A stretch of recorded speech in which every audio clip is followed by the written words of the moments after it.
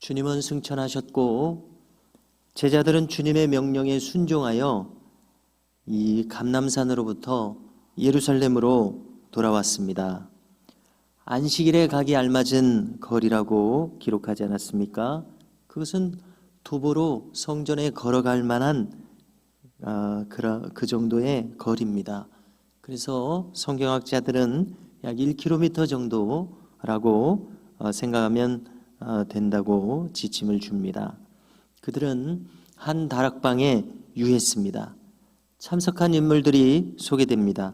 베드로, 요한, 야고보, 안드레와 빌립, 도마와 바돌로메, 마테와 알페오의 아들 야고보, 셀롯인 시몬, 셀롯이라는 말을 꼭 집어넣습니다. 그것은 젤롯 땅을 가리키는 것이고 열혈 독립 운동자들, 민족주의자들을 가리키는 말이죠. 또 야고보의 아들 유다까지, 이렇게 하면 모두 12사람을 지목하고 있습니다. 그리고 여기에 주님의 모친 마리아, 주님의 동생들, 그리고 주님을 따르던 다른 여인들이 있었습니다. 그들은 모여서 아버지의 약속하신 것을 기다리라고 하신 명령을 따라서 기도하기 시작했습니다. 그들이 마음을 함께하여 오로지 기도에 힘썼다고 기록되어 있습니다. 기도에 집중했습니다. 그리고 이 기도는 오순절까지 계속되는 기도였습니다. 약 열흘간 지속되는 기도였습니다. 언제 하나님이 약속하신 성령이 임하실지 알 수 없는 가운데 그들은 주님의 말씀을, 명령을 기억하고 순종하여 기도하고 있었던 것입니다. 이 자리에는 놀랍게도 무려 120명이나 되는 사람들이 모여 있었습니다. 주님을 따르던 12제자들 외에 다른 무리들도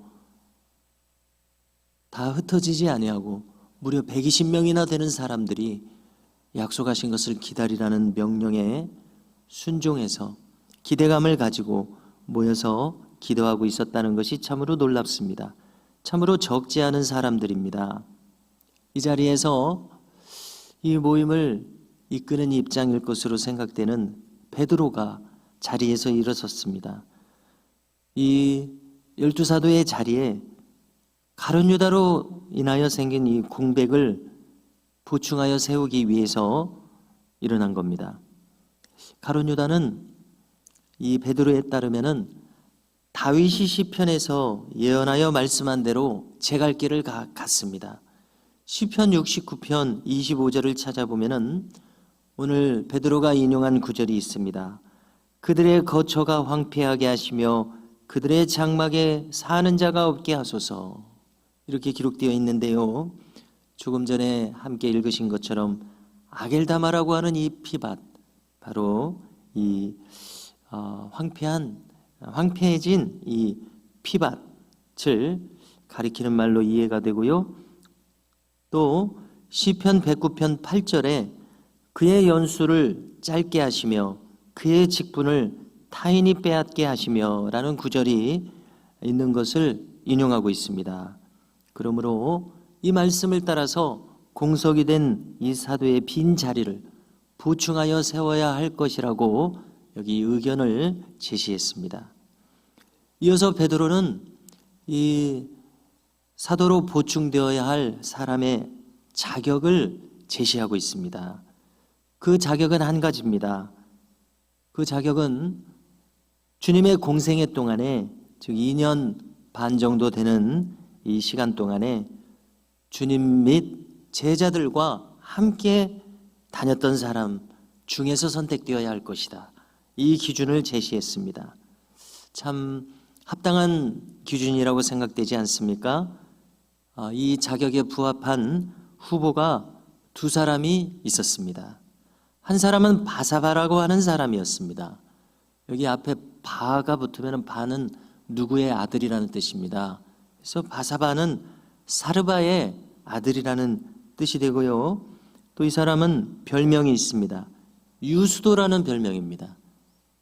우리가 그 헬라어, 또 히브리어, 또 더 나아가서 라틴어, 이런 말에서 바로 영어로 건너오는 말들이 참 많다는 것을 성경을 읽으면서 알게 되는데요.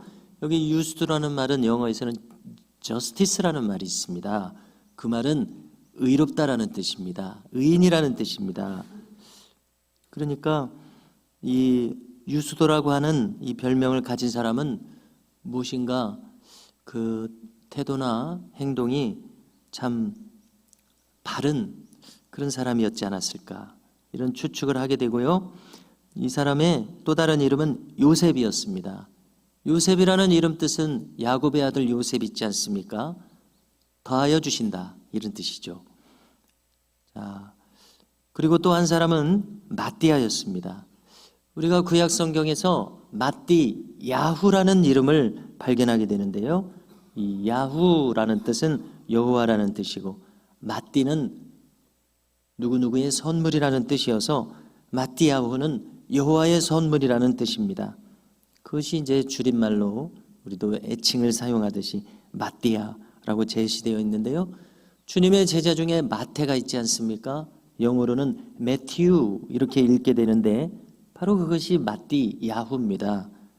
즉, 이 헬라어 히브리어 오고 가는 중에 이 발음이 되는 대로 성경에서도 이 음을 옮겼습니다마는 아무튼 이 마띠아는 마태입니다. 한마디로 같은 이름인데 발음하는 방식이 달라서인지 다른 이름처럼 나타나 있습니다. 아무튼 그 뜻은 여호와의 선물이어서 이 두 사람 모두 참 경건한 이름을 가지고 있었습니다. 이어서 그들은 기도했습니다. 두 사람 중에서 어떤 사람이 합당할지 주님의 응답을 구하는 기도였습니다. 그리고 그 응답을 듣는 방법으로는 구약의 이 모세를 통해서 율법에서 가르쳐 주셨던 제비뽑기였습니다. 이 제비뽑기는 마치 대제사장이 입는 의복이 에봇이지 않습니까? 그래서 에봇의 안에는 우림과 둠밈을 두게 되어 있습니다. 우림과 둠밈은 마치 바둑돌의 흰 돌과 검은 돌처럼 우림과 둠밈이 섞여 있어서 그 중에 하나를 꺼내면은 그것이 하나님의 뜻으로 간주하는 겁니다. 일종의 제비뽑기죠. 그래서 여기 이제 12번째 사도가 될 사람으로 제비 뽑은 결과 마띠아가 택함을 받았습니다. 가룟 유다의 공석을 대신하는 인물이었습니다. 그래서 이 마띠아를 얻은 과정을 다시 한번 정리해 보면은 먼저 베드로가 이 공석을 보충해서 세워야 할 필요성을 알고서 성경 내용을 언급하면서 대신 세울 것을 보충해 세울 것을 주장했습니다. 그리고 그 다음으로는 합당한 사람의 자격을 제시했습니다. 그 자격은 주님의 공생애 동안 함께 있었던 함께 이 사역에 참여했었던 사람 중에 택함 받아야 한다는 것이었습니다. 자, 이것은 참 합리적이고 합당한 기준 아니겠습니까? 모두가 다 수긍했을 것으로 생각됩니다. 그리고 마지막으로 그들은 기도하면서 사람을 택했습니다. 아마 제비뽑기가 아니더라도 다른 방법을 통해서라도 그 대상을 알 수 있도록 해주셨을 것입니다. 그래서 제자들은 이렇게 주님이 약속하신 성령을 기다리면서 동시에 자신들이 지금 해야 할 일도 생각해 낼 수 있었고 그것을 지혜롭게 또 감당했음을 알 수 있습니다. 마띠아를 얻은 다음 그들은 계속해서 주님을 신뢰하는 가운데 기도하고 있었을 것입니다. 그들이 지금 해야 할 일은 약속하신 성령을 기다리는 것이었습니다. 성도 여러분, 여기 베드로와 제자들처럼 우리도 이 부름받은 자리에서 맡겨주신 직분을 감당하며 또 기도하며 순종하며 또 주의 인도하심을 구하고 인도하심을 따라서 응답받아 행하는 이 제자의 본분을 다하는 삶을 우리도 이어가야 할 줄로 믿습니다.